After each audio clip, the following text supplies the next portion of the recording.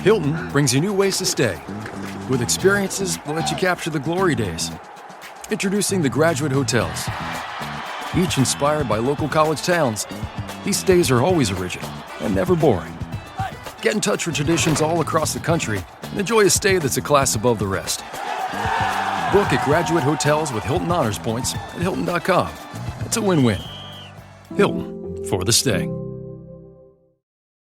Hi, this is Mike, co-host of Realistic Sustainability, the podcast, which you probably already know, but I'm also the author of A Beginner's Guide to Greening Your Life. That was the book that led to our Facebook page, our Facebook group, and, well, even this show. It offers tips on promoting your positive footprint while decreasing your carbon footprint. So, if you want to read what started all of this, get A Beginner's Guide to Greening Your Life, available on Amazon, eBay, Etsy, or just visit greeningyourlife.org for more information.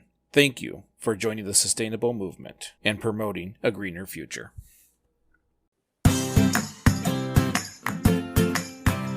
Hi, and welcome back to Realistic Sustainability. I'm Mike, and I'm here with Nick. Hey, brother, how are you? I'm doing all well. I'm going to say I'm doing all right, but I'm a little less than all right today. I had my second COVID shot about 3 days ago, and I was a little under the weather for a couple of days. Yeah, I've heard a lot of really sketchy side effects. How are you feeling? I don't have sketchy side effects. I have a little bit of a cough, a little bit of tightness in my chest. So if I sound weird today, guys, sorry about that. It is because I'm still recovering, but it's made me so darn tired. As you know, we had the Edible Landscape Project this Saturday. So many things that I'm trying to accomplish, and all I want to do is sleep. That's awesome. I mean, well, okay, so not the sleeping. The sleeping isn't awesome, but it's awesome that you guys were able to put that in the project into effect and start getting it started. If I remember correctly, you had said you had some really good results. One of the business owners was super excited what you guys were going to do. Yeah, I guess we could cover that real quick. It's this last Saturday, and again, you're going to hear about this well after it happens. So if you're following the website and the progress, you've already seen it. But we've gotten the ground tilled in front of the smokehouse, the barbecue place right there in Durant, the Union Station Smokehouse, and we started cleaning all the grass out of there. It's a good span of space, and we've planted probably another 40 plants. They have 12 tomato plants on their property now. They have at least 4 cucumber. And again, if the owner is listening, I'm sorry, we got the wrong cucumbers. They wanted the English cucumbers, the seedless, and I couldn't find them anywhere this year. So that is a bummer. We also have 4 zucchini plants and I believe 8 pepper plants and several different kinds of pepper, from sweet to green to hot. Really? That sounds wonderful. And we also have placed green beans. And we have a small section that we still haven't finished that we're going to do next weekend, which I think was that June 10th or so. No, it's not. It's the 12th, June 12th. And that's where we'll clean up the rest of it, pull any weeds that shot up, and then figure out what the heck's getting planted there. Hopefully something they can use. Well, I think that anything that goes in the ground is going to be something that someone can use. It's going to be a great step in progress. And anything that goes near the restaurants is going to be, essentially you're improving their menu by giving them better produce for free. So I'm really excited. The fun part is yesterday I went back just to kind of water. It's been very hot and dry here in Michigan, and it worries me about some of the plants that are just getting into the ground. Because like I said before, it's not necessarily good soil. So I go back up there. Well, the restaurant's open, so people are seated outside because it's a beautiful day, and I can hear people talking. What is that guy working on? Are those plants? What plants is he watering over there? And finally, one of the guys just got up and walked over, and while I was explaining it, his friend came over, and then another person from a different table walked over to the signs my wife made and started scanning the QR codes. So it's certainly getting plenty of attention. You saw the video on local news. Absolutely. We're getting some coverage. So that's good. Anybody out there, start planning yours for next year. You'll get the newspapers out there. We've had not only the locals, but our Flint Journal. We've had Channel 12 TV out there. Go do it in your town. It's great. It's a lot of fun, and it's going to produce a lot of vegetables for people. That's wonderful. I'm so happy it's got such a positive reception. Me too. And so far, so good. Fingers are crossed. We've almost got everything in the ground. So from this point on, it's maintain and replace as needed. So far, so good. But it has been a long time since you and I have recorded. Listeners don't know that because we sometimes go in spurts and record a bunch all at once and then time bomb them in the system to come out. But it's been a while since you and I have met. It's been a minute. Yeah, you're not supposed to tell them. That's supposed to be our secret. Oh, no, I got to tell them. And I'll tell you, the last time we were supposed to meet, I didn't. I was exhausted. I sent a message to Nick and just said, please, please, please just let me go to sleep. It is my fault that we have this large gap, but we have had a large gap. I kind of miss you. I miss you too, sir. And it's definitely been a while. I've been so busy, and so have you. I've kind of been a victim of my own drive, trying to get my own business off the ground and running. And you have 37 and a half projects all the time, so you're always busy. So it sucks, but it's for good causes. We're making progress in the right directions. So you got good things happening? I do. The catering company is doing really well.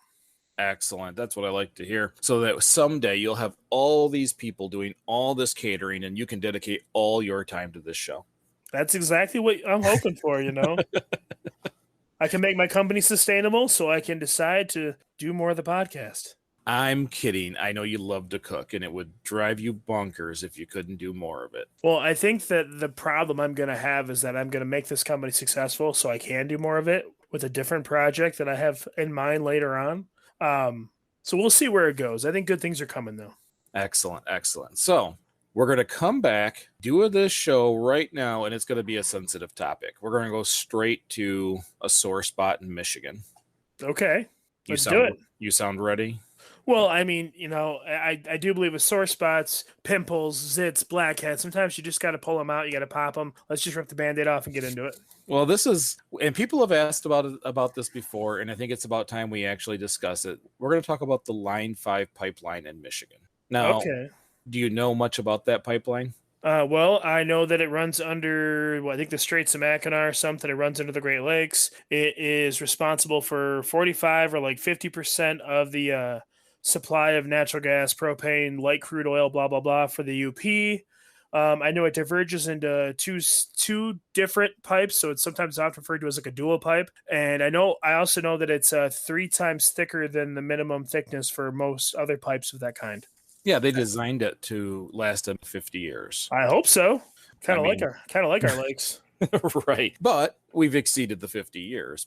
Let's keep that in mind also. It's run by Enbridge. It's a Canadian company that has tried to or wanted to move crude oil or tar sands oils. It actually transfers a few things from far west of in Canada across to Canada through the UP, down the Straits, through Michigan, and then over into, I think it's like the Sarnia, or even further south down by Detroit. But it's basically Canada's industrial area. So the pipeline is really designed to supply Canada and its industry with the oil they need to power things. All right. Okay, now it does stop. We have stopping stations in the UP where they pull off a certain amount of product to create the propanes, and I think was it propane and kerosene you said? It's propane, natural gas. Okay, propane and natural gas that they need for the UP, which is about 5% of what goes through that pipeline. Okay. So it is 645 miles long, built in 1953 by Enbridge Energy. Where we see the issues are right now, everybody knows it's there because people are speaking up. It's going through the Straits of Mackinac. And as we know, the Great Lakes are very important to Michigan. Yeah, well, they should be important to the whole world. It's the largest body of fresh water. You think that maybe they'd be a little interested in protecting it. It's 20% of the world's surface water. That's a fifth.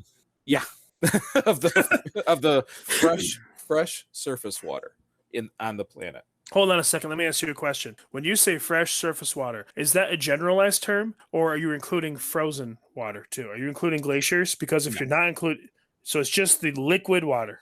Yes. Okay, and but that's just the Great Lakes. That's not really talking about the rivers, tributaries, streams, and all the other little private man-made lakes that are in the state of Michigan either. Right. Okay. Right. And it's 95% of the U.S.'s freshwater. Yeah, there we go. See?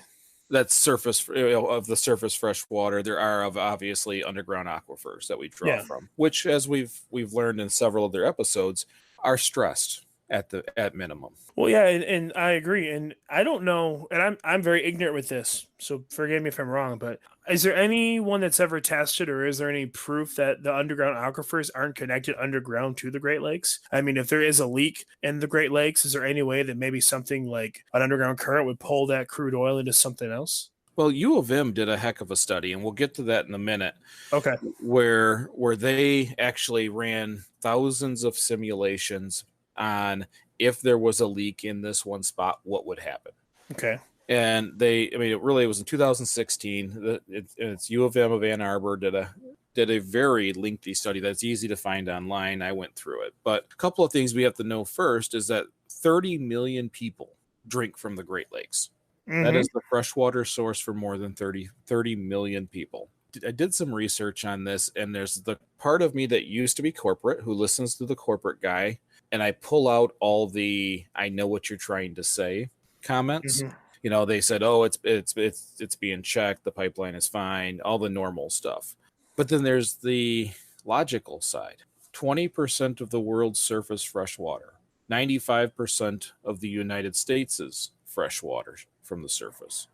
30 million people drink from it, and yet we're still putting in risk. I find that weird.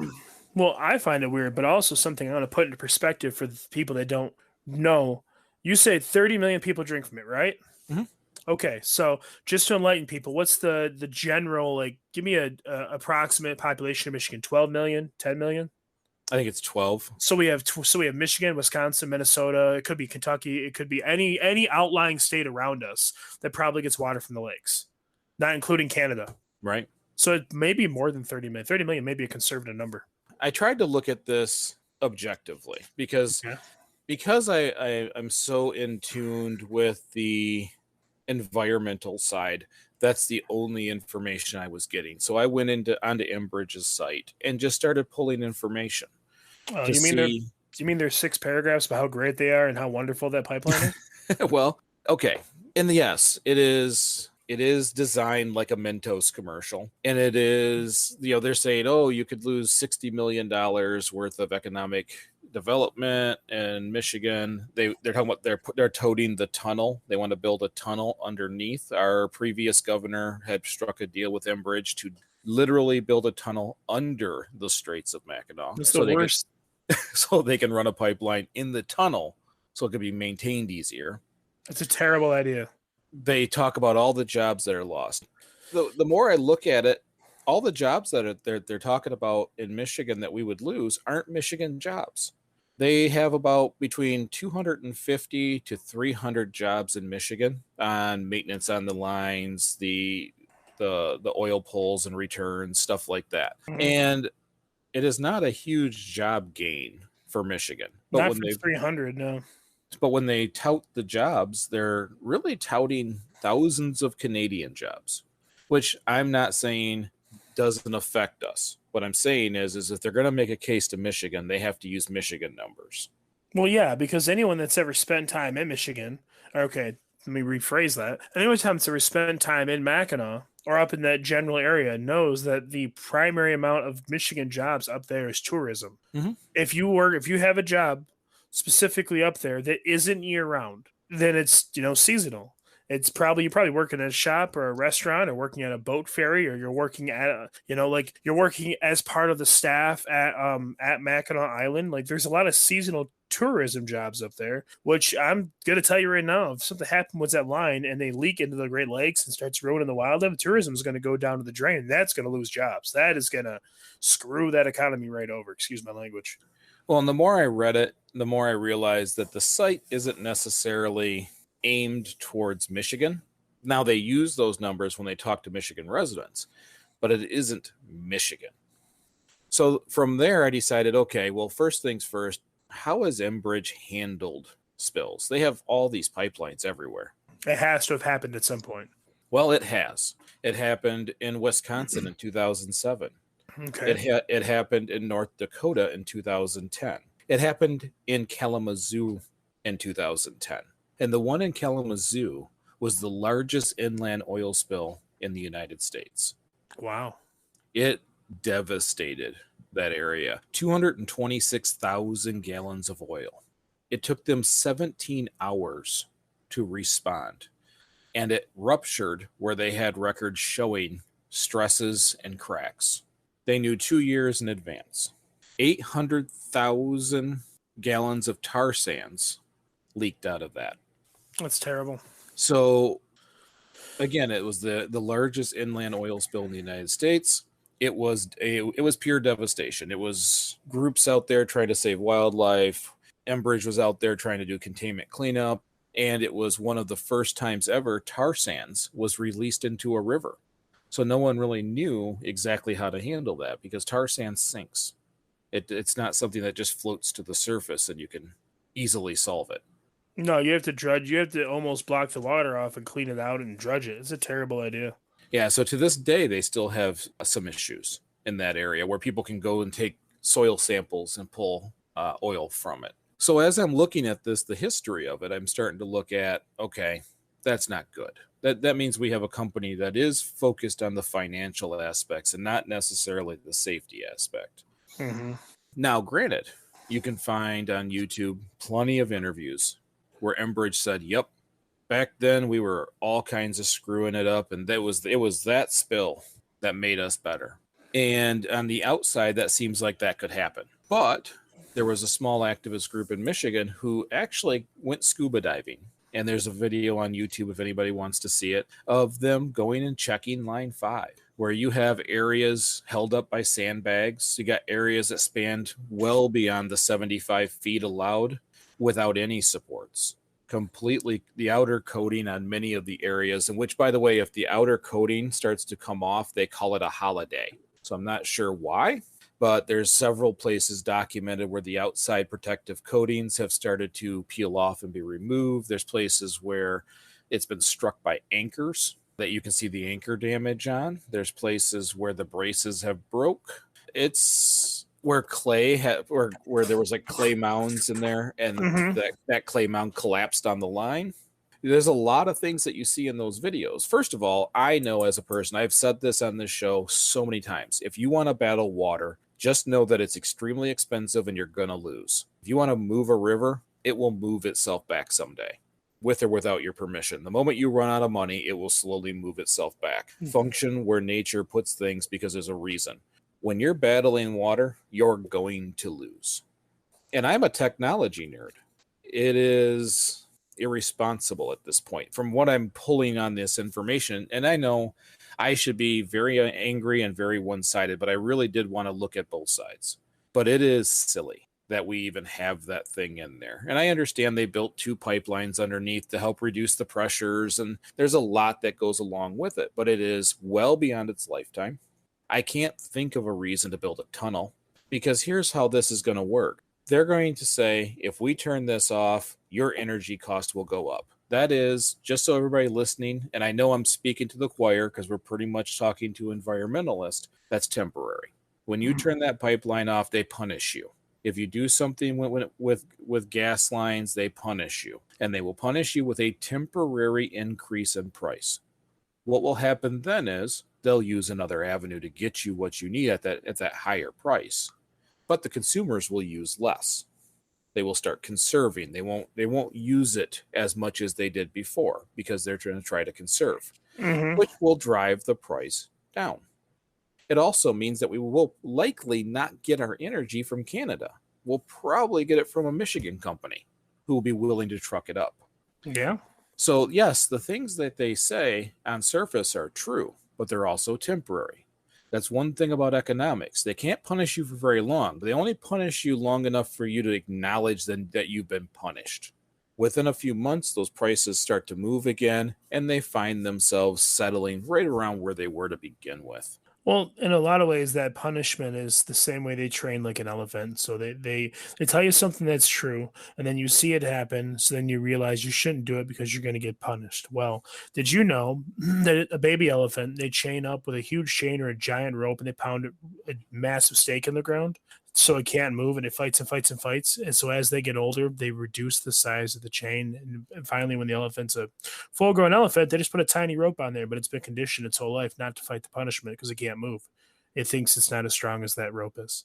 Right. So that's how people are the same way. They tell them something that's true. They punish them because, they're going to make them pay more. And the people don't want to pay more, so they don't fight the system. Well, the system is scamming you. And this is BS because it's hurting our environment. When you say they won't pay more, I think it's shown time and time again we will, as long as it's something worth paying for. The problem is they've got everybody kind of pushed to a wall. They've got everybody's finances down about as far as you're going to get them. People are, barely making it, and they don't want to pay more for something like that. And I get it. I absolutely understand that. Mm-hmm. But they have several other pipelines that don't cross the Great Lakes. This is literally done as a shortcut. And what I'm getting from this is the only reason why this line has not been shut down is because they've been told to shut it down. They're just going to pump and run and collect as much as they can for the longest period they can. Either A, it breaks, or B, Michigan shuts them down.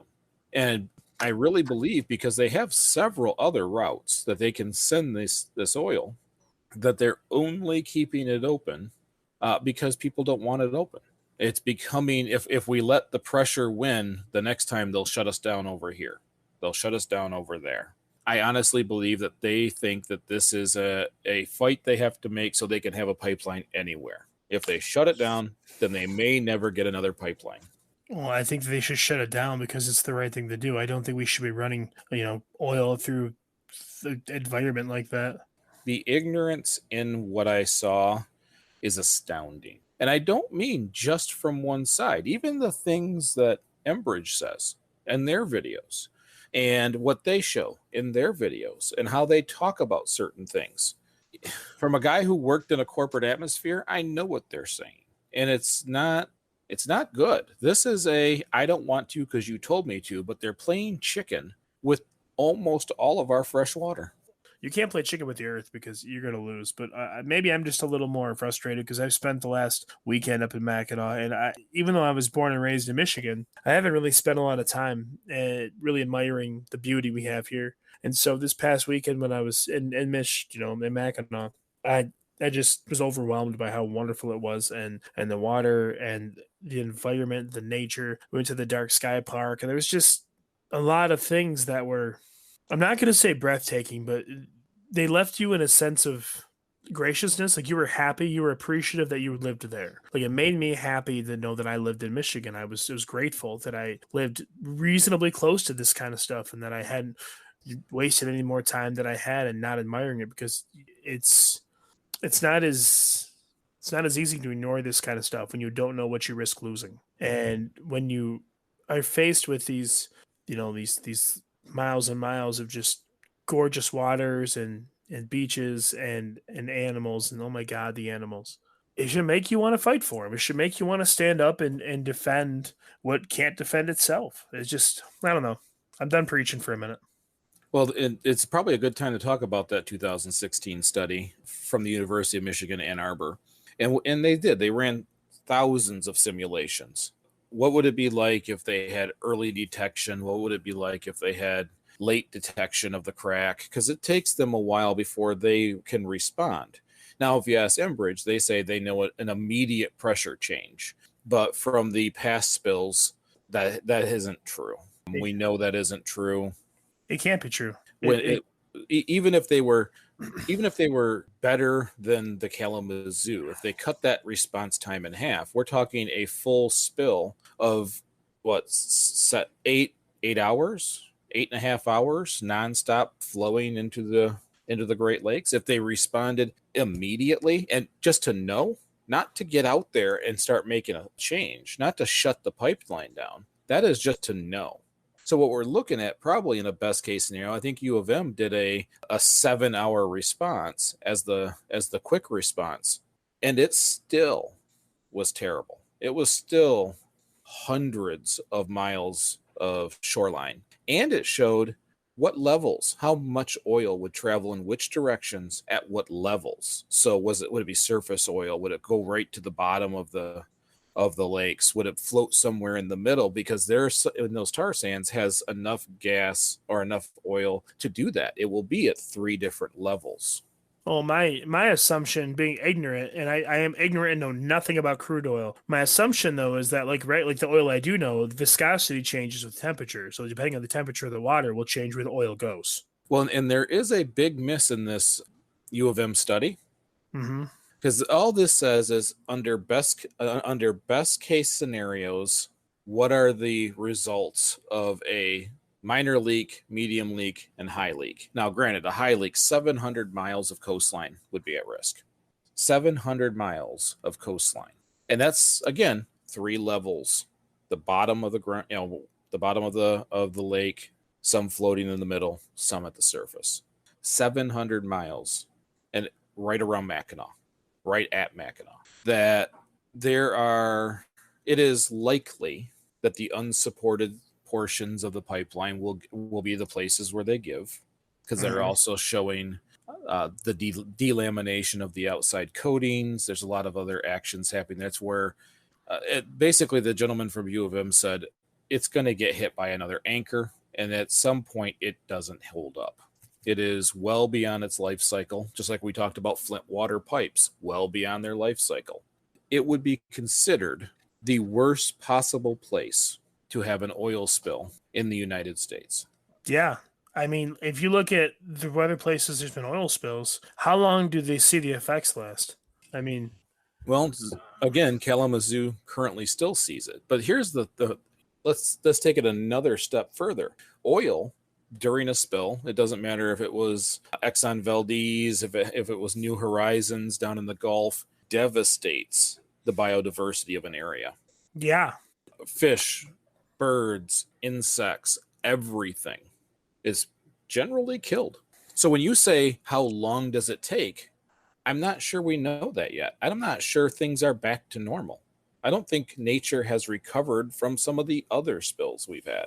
Well, and that's kind of what I was getting into, is that on a dry land spill, it's bad enough. But with the Great Lakes being one of the biggest, bodies of fresh water you're ever going to find, the amount of, life inside that water, crabs, fish, I mean, all different kinds of insects and birds, and there's tons of stuff in there. To have that all wiped out, and it wouldn't be overnight. It's not like they're going to swim into it and die. It's going to be slow. It's going to be painful. It's going to take time. Some things are going to die real quick. Some things are going to suffer until the end. I mean, it's not going to be something that people are going to be able to ignore. Instead of having tourism, we're going to have, mass migrations of people up there to volunteer to clean our state back up because some company on Mackinac was irrational, irresponsible, and ignorant and made a mistake.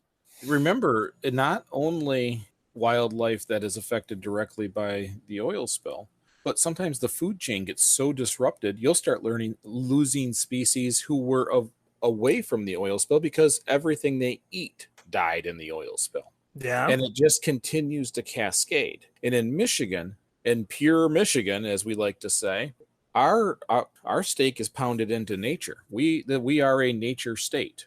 Yeah, we are. Once you're north of Saginaw, or where's Dow Chemical? Midland? It's somewhere in between, yeah.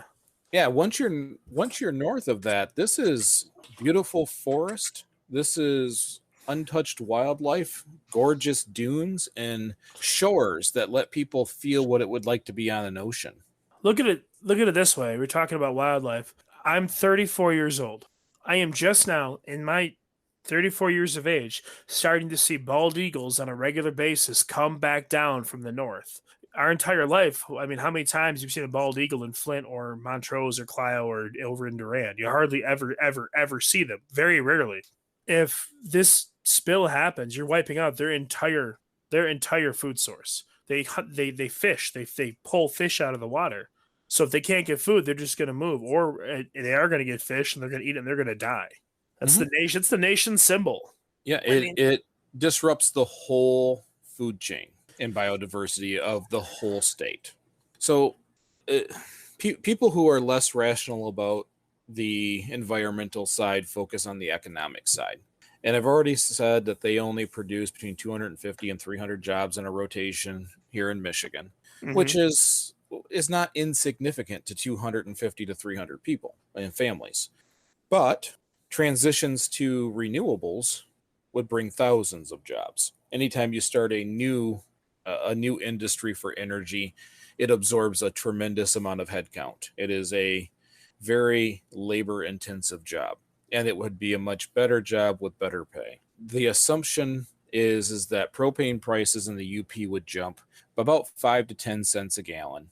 The reality, not the spooky, we're telling you it's going to go up $1, but the 5 to 10 cents a gallon. And again, I still think that's temporary, because you're saying we won't supply it, so you're in trouble, you're going to pay more. But I think other companies will fill the gap for the extra money. There's already railways that go there where the same kind of product is moved through.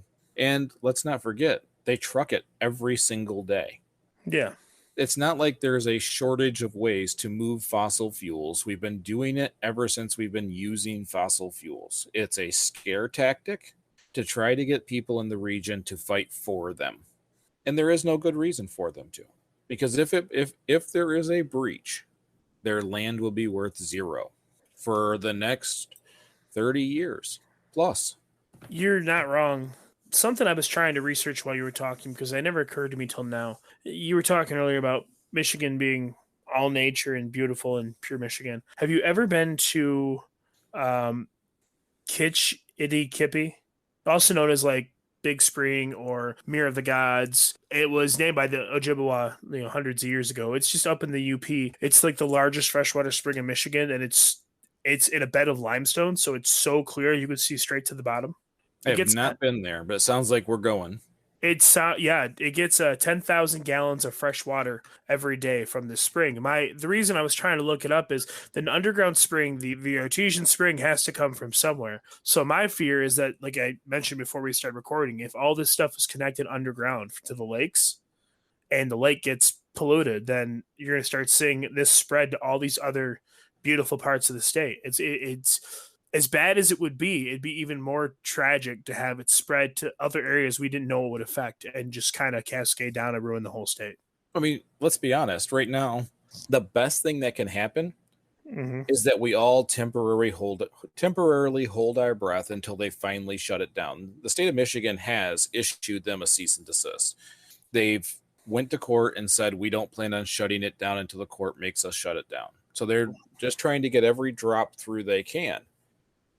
So in a best case scenario, we just hold our breath until it's finally shut down. After the court says so, after they appeal it, because they get that opportunity, we go through this long, drawn-out process, because they lease that land, and we're evicting them from that land. The state of Michigan is. So our current governor is taking action, but we hold our breath every day, because we're talking about a pipeline that's 10 plus years past its due. Well, that, and we talk about some of our best fortune relying on the actions of other people to not hit it with a boat anchor. I mean, ultimately, and I'm not sure how many feet under the surface is it, how deep it is, what kind of boats we're talking about. If we're talking about, big, freight liners, or if we're talking about pleasure craft, I don't know. But either way, we're really praying, if nothing else, hoping that someone isn't just going to accidentally put the anchor in the wrong spot.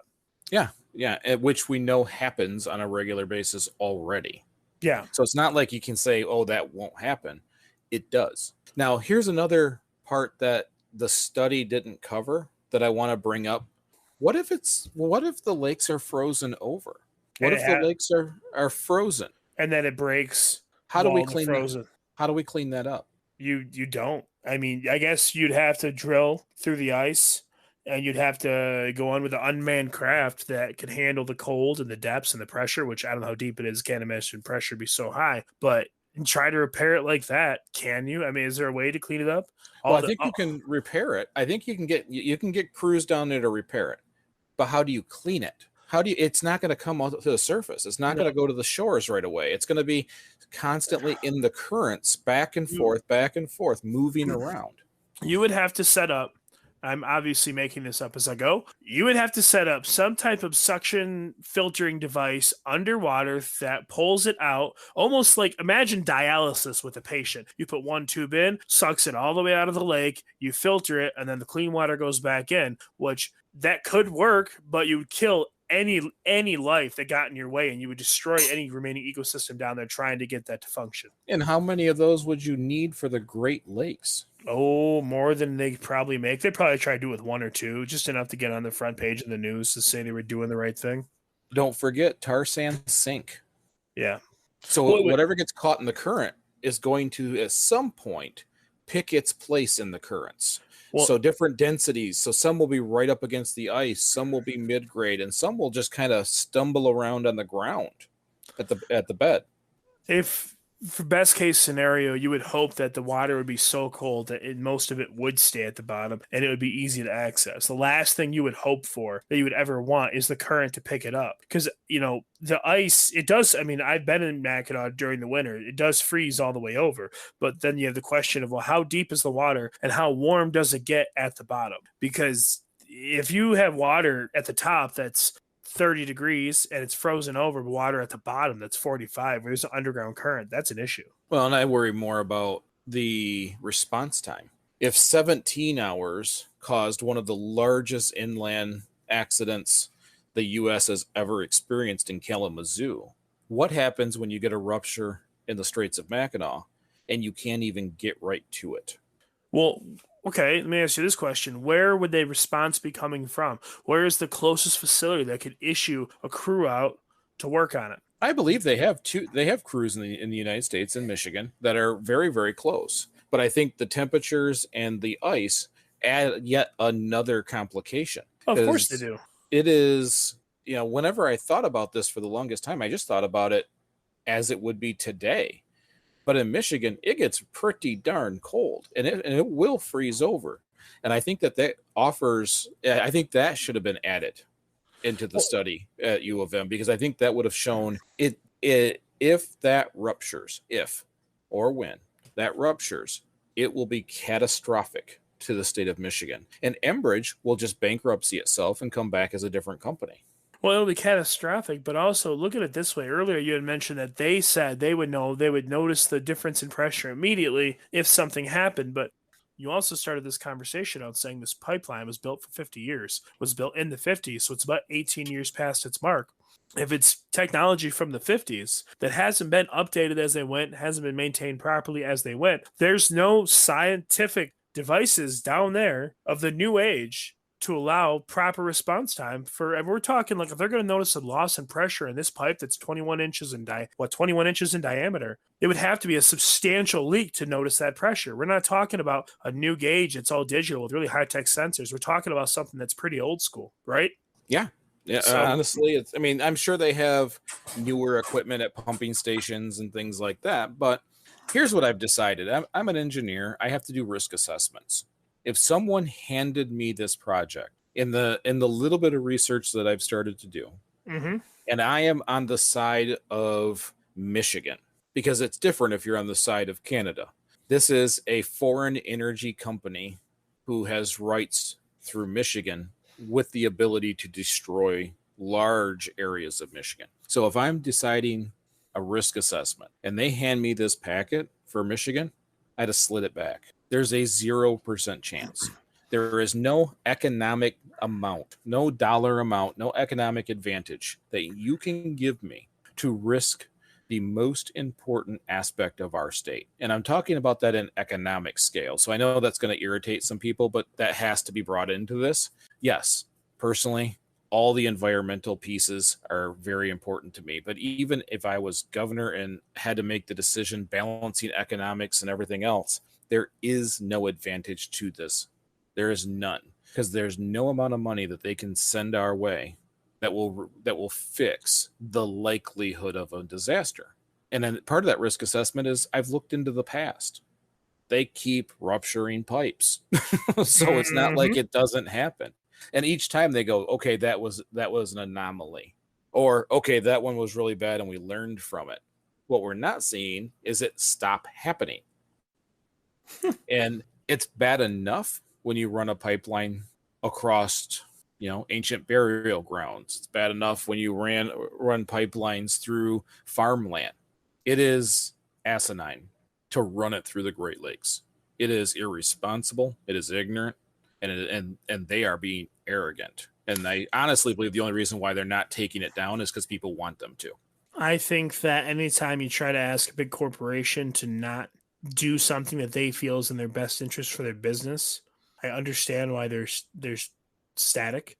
But I think that when you weigh in what the cost is, what the risk is, what the worst case scenario could be, I think that your responsibility to your customers would dictate that you do it. The pipe shouldn't be there. And I'm not saying people shouldn't have access to their utilities and the things they need. I just don't want to see our state pay the cost of it. Well, in best case solution, which was the tunnel, would take 5 years, which means that pipeline would sit there another 5 years with seismic activity under it. I don't think it's a best case solution. I think a best case solution would be to find a different way to get a source in the UP instead of having a pipe that runs all the way through there. We have sources in Michigan, and they would supply it. I'd like to keep reminding people the price hike that you would experience would be the punishment for forcing them to do something they didn't want to do. But the way economics works, when people stop buying as much, the price comes down, and it would hit equilibrium between probably 3 to 6 months. And then we wouldn't have a pipeline running through the Straits of Mackinac. We shouldn't have one at all, and we shouldn't have that tunnel. Anyone that ever suggests a tunnel to go underwater is an idiot. It's a terrible idea. Yeah. Well, and no, it's a bigger pipe. It's just a bigger pipe that has more pressure, and yeah, it's easier to maintain until it's not. Right. Well, and I want to remind everybody one last thing before we end this show. Fossil fuel industry is slowly decreasing. I wrote dying, but it will never fully die. It is definitely slowly decreasing. It has just ended its golden age. Our former president gave them a blank check. They did a lot. That time is over. We're going to see a slow decrease in fossil fuel consumption at every aspect over the next 20 years, minimum. Electric cars, electric tractors, hydrogen fuel. There'll be a bunch of different things that take it over. There is no reason to spend that kind of time, that kind of money to build infrastructure that isn't going to be used. So that's all we have for this week. We appreciate you listening. And for those of you who are leaving the reviews on iTunes, thank you very much. It is always going to help out getting us into the search engine so people can find us. It's been a lot of fun. And thank you again for all the messages. I've really enjoyed this Line 5 conversation came from a message. So thank you. Keep that up. We love chatting with you. We will try to sign off our names on the bottom so people know if it's Nick responding or myself. But again, thank you so very much for listening. We appreciate your support. I'm Mike. And I'm Nick. And we'll see you next week.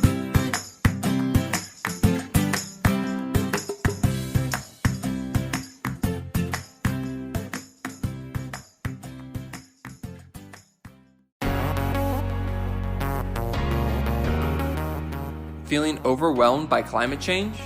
Looking for sustainable and ethical brands to support? Then Ethic is perfect for you. Ethic is a simple browser extension that helps you find sustainable and ethical brands online. Learn more at ethyk.org, ethyk.org.